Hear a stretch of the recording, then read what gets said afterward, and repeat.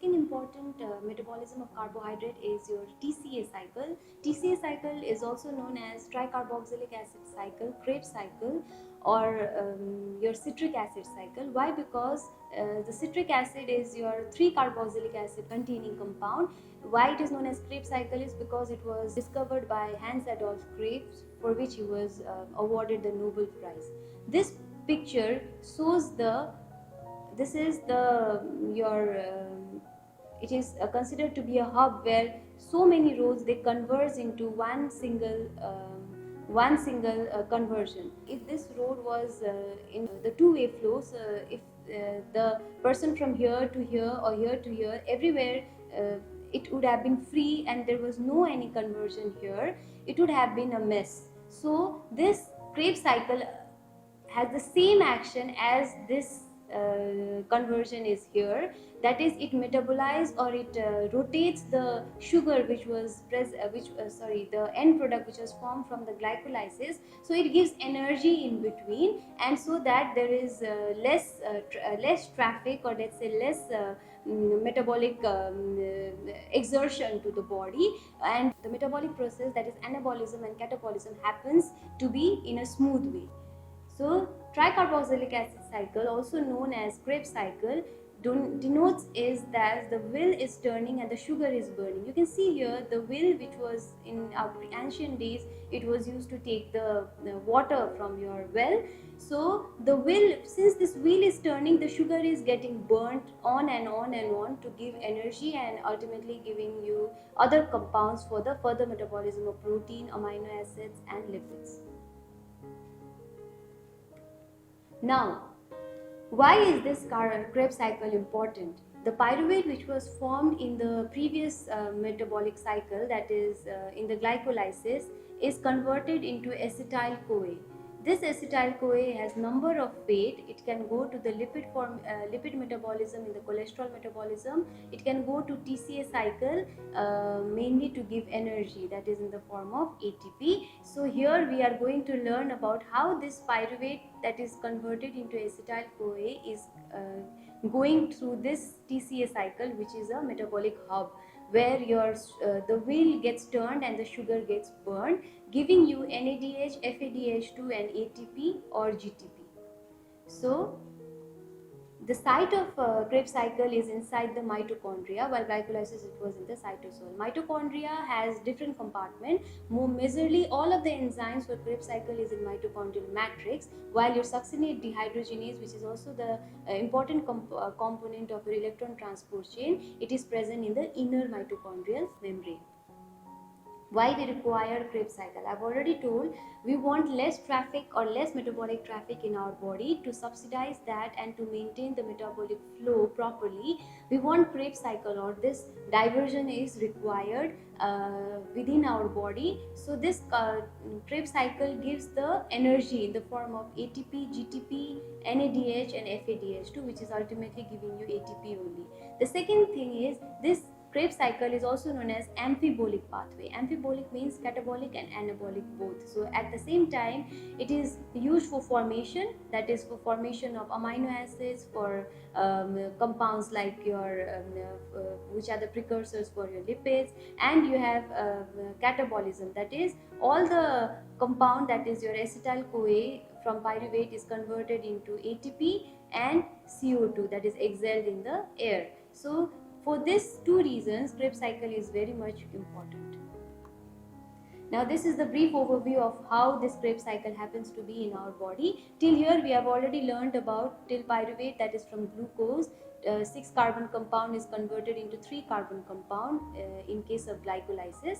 Then it moves to this metabolic hub, that is this rotation happens, and this is known as Krebs cycle or TCA cycle. So the first precursor for TCA cycle is it has to be converted into acetyl-CoA, and here is an important enzyme known as pyruvate dehydrogenase. So pyruvate dehydrogenase is an enzyme which is a complex enzyme formed of three enzymes, E1, E2 and E3. Why this complex enzyme coming, or this complex formation is required? Because we don't want this enzyme, these three enzymes to be in the separate places, so they are combined by the nature in our body, so that there is substrate channeling. So the intermediate which is formed can rapidly move into the other enzyme from E1 to E2 to E3. So there is less diffusion or less energy loss, and it is very important to be regulated. So if you just regulate one pyruvate dehydrogenase complex, all of these three enzymes can be regulated.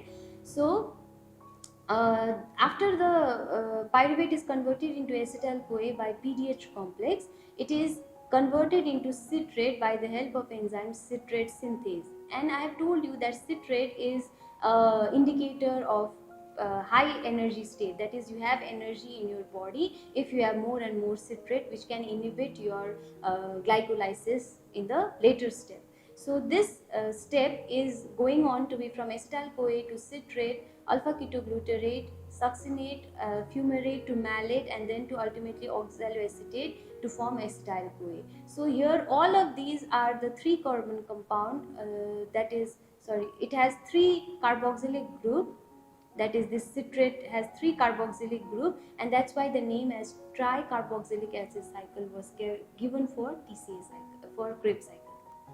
So here you can see, so carbohydrate, fat, amino acid, all of these can give you acetyl-CoA. So this acetyl-CoA moves on from TCA cycle to give you energy, NADH, FADH2 and carbon dioxide, which is exhaled.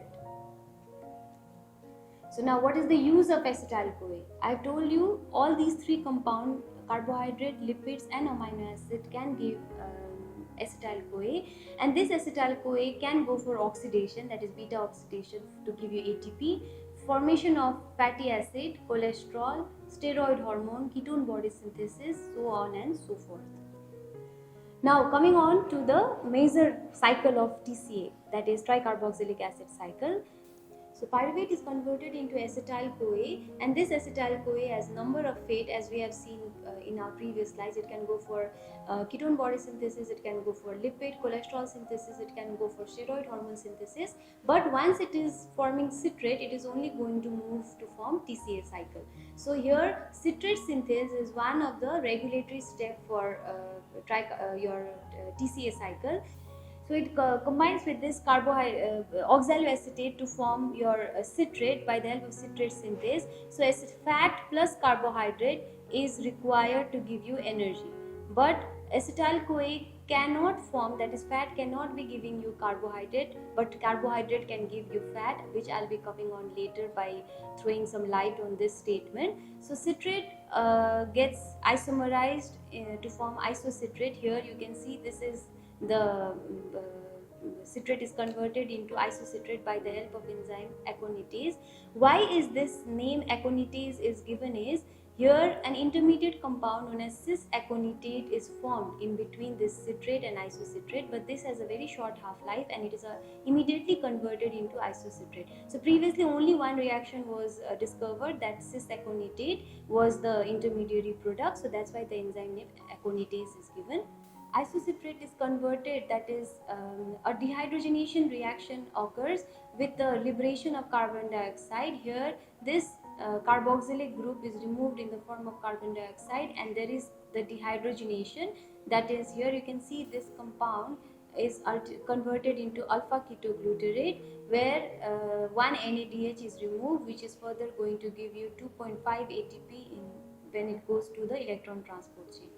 Once alpha-ketoglutarate is formed, it goes into the formation of succinyl-CoA. This succinyl-CoA is a compound where your alpha-ketoglutarate again undergoes a oxidative decarboxylation, removing the carboxyl group. So here you can see this carboxyl group is removed in the form of carbon dioxide, forming succinyl-CoA. Alpha-ketoglutarate dehydrogenase complex is again the similar complex as PDH complex, which is regulated in a collective manner, and it is the rate limiting step for TCA cycle. And once it forms a succinyl-CoA, here your succinyl-CoA is an energy giving compound. It is the substrate which itself contributes for the formation of succinate. So here this is known as substrate level phosphorylation. Succinyl-CoA is the substrate which undergoes the synthetic reaction, that is there is succinyl-CoA synthetase for the formation of ATP. That's why the reaction is known as substrate level phosphorylation, and it gives the compound known as succinate. Further, this succinate undergoes again a dehydrogenation reaction to form a less carbon compound known as fumarate, and this dehydrogenation will give you ATP later in the electron transport chain. Fumarate is converted into malate by a stereospecific enzyme known as fumarase, which only acts on your defumarate to form malate, and this malate is converted by the help of dehydrogenation reaction and to give your oxaloacetate again. So here again you have one NADH giving you 2.5 ATP is liberated. So malate undergoes a dehydrogenation reaction. So what is dehydrogenation? You have losing this in oxidation reduction reaction. So here oxidation is happening, that is there is loss of electrons taking place, which releases electron, due to which there is formation of your NADH. So one hydrogen, you can see here, it is the proton is released. So this is dehydrogenation, means it can be oxidation or it can be reduction reaction. Here there is loss of electron, forming the compound known as oxaloacetate. Why this oxaloacetate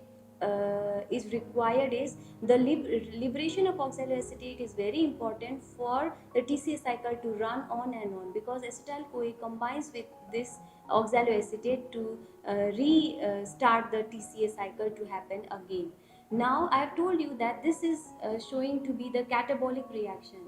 Since TCA cycle is an amphibolic pathway, anabolism also happen during this TCA cycle. How? These are the compounds which can coat or which can form the other compound which are required for the elsewhere in the body. Oxaloacetate can give you malate, or malate can also form oxaloacetate if it is required, which is known as filling of reactions. Your succinyl-CoA is coated by valine isoleucine methionine, which can form succinyl-CoA, while succinyl-CoA is required for the heme synthesis, your porphyrin synthesis, and required for the other other metabolic reaction. So as a whole, in a nutshell, citric acid cycle is also known as catabolic plus anabolic, known as amphibolic pathway. Now, in my first step, I have told you that oxaloacetate is must for acetyl-CoA to get reacted further for TCA cycle. So there is a statement known as fat burns in the flame of carbohydrate. So carbohydrate is forming the fat, that is oxaloacetate, or pyruvate can form acetyl-CoA, but your acetyl-CoA is not getting into pyruvate, because the reaction is irreversible and it is not possible in our nature because of the large energy barrier, while pyruvate is converted into acetyl-CoA by the help of enzyme Pyruvate Dehydrogenase complex. So here is a picture which shows that we light up the diyas in our festival, like in Tihar or our day-to-day life. The flame which is formed, that is the oil which is the fat, and your flame, that is the one which is burnt in the fat, is the carbohydrate, because since it is made up of starch. So they say that fat burns in the flame of carbohydrate. So for each fat to be burnt, carbohydrate is must, and carbohydrate can efficiently converted into fat, but fat cannot be converted into carbohydrate. So if we take more and more amount of fat, it's not that we are going to have less amount of your deleterious effect in your body, because fat cannot be converted into carbohydrate, but this fat also cannot be metabolized if there is no carbohydrate. Now there are few inhibitors of your TCA cycle, which is mostly inhibiting your essential step of TCA cycle. Your arsenic poisoning or more arsenite inhibits α-ketoglutarate dehydrogenase. Malonate is a competitive inhibitor of your succinate dehydrogenase, and Aconitase is inhibited by your fluoroacetate. This fluoroacetate, they are mainly the poisons which is present in beans, which non-competitively inhibits your Aconitase, forming fluoroacetate. So this inhibition is also known as your suicidal inhibition. Now, how is it's regulated? So, regulatory step of your TCA cycle is, the first one is the citrate synthase, the isocitrate dehydrogenase and α-ketoglutarate dehydrogenase.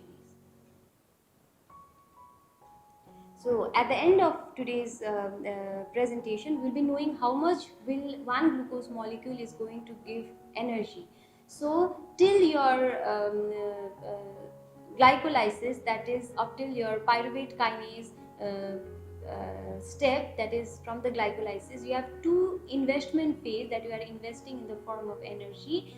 Then at this stage where you can get that is the glyceraldehyde 3-phosphate dehydrogenase forming 3-phosphoglycerate. So 2 molecule of glyceraldehyde, so 2 NADH is formed, so 2 into 2.5 will give you 5, and then in phosphoglycerate kinase you get 2 ATP, and pyruvate kinase you get 2 ATP. So how much is that? It's 9 ATP till here, but you have already invested 2 ATP in the first two steps, so in total you get 7 ATP up till glycolysis. Now this glycolysis moves towards Krebs cycle, that is it goes to acetyl-CoA by the help of pyruvate dehydrogenase, and then subsequent steps, that is isocitrate dehydrogenase, alpha-ketoglutarate dehydrogenase, succinyl-CoA synthetase, then succinate dehydrogenase and malate dehydrogenase. The ATP which is formed is, that is this ATP is mainly that is from 2 NADH. So here it's same 2 NADH, here it is substrate level phosphorylation, mainly we get GTP here, and then here there is 2 FADH2, one FADH2 is going to give you 1.5 ATP, so it is 3 ATP and 5 ATP here. So your total of 7 ATP plus here you are getting the total of 30 ATP in case of a complete oxidation of glucose from the oxidative metabolism. It is anaerobic glycolysis, you just get 2 ATP in case forming lactate, and no further TCA cycle happens in case of anaerobic state. Now coming on to the clinical implication of what happens if there is inhibition of TCA cycle. Genetically there is no any important deficiency in TCA cycle, because TCA cycle is very important in our body to have energy or fulfill energy. So that it is rare that there is any genetic deficiency in TCA cycle, but inhibition of TCA cycle, that is if your acetyl-CoA is formed but it is not going to move to form citrate, it is going to give ketone body formation, that is acetyl-CoA is diverted to ketogenesis. And when does this happen? It happens in case of prolonged starvation, where there is more and more acetyl-CoA but less oxaloacetate, so that it cannot go for TCA cycle to move forward, or in case of diabetic ketoacidosis, where there is deficiency in insulin and you have more amount of your glucose which is giving you pyruvate, and pyruvate is converted into acetyl-CoA, but the further citrate formation is not happening because of the deficiency of insulin. Now what happens if there is decrease in intracellular glucose in case of your prolonged starvation, also in case of diabetic ketoacidosis, because intracellularly the cell is depleted of glucose, there is less oxaloacetate, so oxaloacetate is diverted to form gluconeogenesis rather going for TCA cycle, so there is more amount of your ketogenesis, that is acetyl-CoA is formed which goes for ketone body synthesis. The second important one is alcohol consumption. What happens in alcohol consumption is the hepatic ethanol metabolism, that is ethanol metabolism produces more amount of your NADH. So if there is NADH, NAD plus ratio is more, it goes towards fatty acid synthesis. So fatty acid synthesis is more, TCA cycle is inhibited. So if the TCA cycle is inhibited, the acetyl-CoA which is accumulated, it goes towards more fatty acid synthesis, and that gets deposited in the liver forming fatty liver. Another important cause in alcohol metabolism is you have deficiency of micronutrients, mainly the deficiency of thiamine. So the PDH complex which is there in your TCA cycle, which forms pyruvate to acetyl-CoA, is requires thiamine pyrophosphate, your nicotine, your flavin, your lipoic acid, and coenzyme A as the cofactor. If you don't have thiamine, pyruvate is converted into lactate, or your pyruvate is not be converted into acetyl-CoA because your thymine is deficient in case of your alcoholics. So PDH complex is shut down, so there is no formation of acetyl-CoA. So this pyruvate is first then diverted into lactate formation, giving lactic acidosis, and that's why in alcoholic your energy deficiency, that is TCA cycle, does not run because of the inhibition of PDH complex due to thymine deficiency.